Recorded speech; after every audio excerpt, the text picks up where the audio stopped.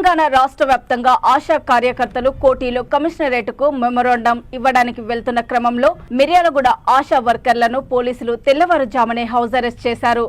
ఆశలకు ఫిక్స్డ్ వేతనము 18,000 రూపాయలు ఇవ్వాలని, ఇతర అలవెన్స్ కల్పించాలని, టీఏడీఏలు ఇవ్వాలని, స్కూటర్లు డబ్బాలు ఆశలతో మెప్పించకూడదని, ఎల్ఈటీసీ డబ్బులు 2 సంవత్సరాల పెండింగ్ డబ్బులు ఇవ్వాలని, ఆశల యొక్క బాధలను కమిషనర్కు విన్నవించుకోవాలని వెళ్తుంటే ఆడవాళ్లని కూడా చూడకుండా అరెస్ట్ చేశారని ఆవేదన వ్యక్తం చేశారు.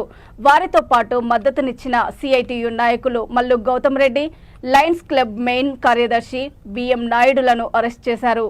సరే రమ్మని చెప్పి మళ్ళీ వీళ్ళు హౌస్ అరెస్ట్ చేస్తున్నారు. ఇలా చేయడం కరెక్ట్ కాదండి. మేము ఏదైనా మంచిగా మాకు పని చెప్పి చేయించుకుంటే మేము ఎంత పనైనా చేస్తానికి ముందుంటామండి.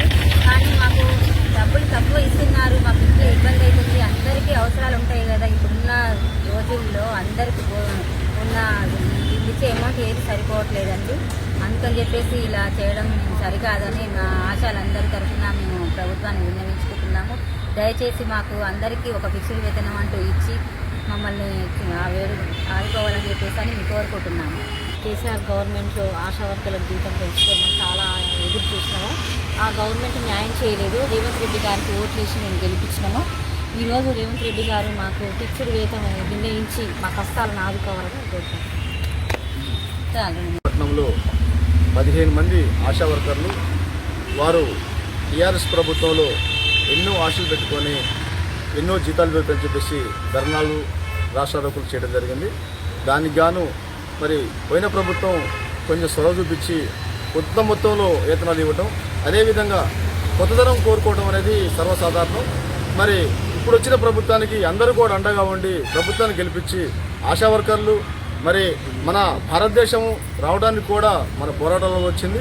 ప్రతి ఒక్కళ్ళు కూడా పోరాడితే పోయేది ఏం లేదని చెప్పేసి పోరాడాలి. ఈరోజు మిర్యాలగూడ పట్టణంలో ఆశా వర్కర్లని హౌస్ అరెస్ట్ చేయడం, మిర్యాలగూడ 1 టౌన్ పోలీస్ స్టేషన్ తీసుకురావడం అది సరైన పద్ధతి కాదు.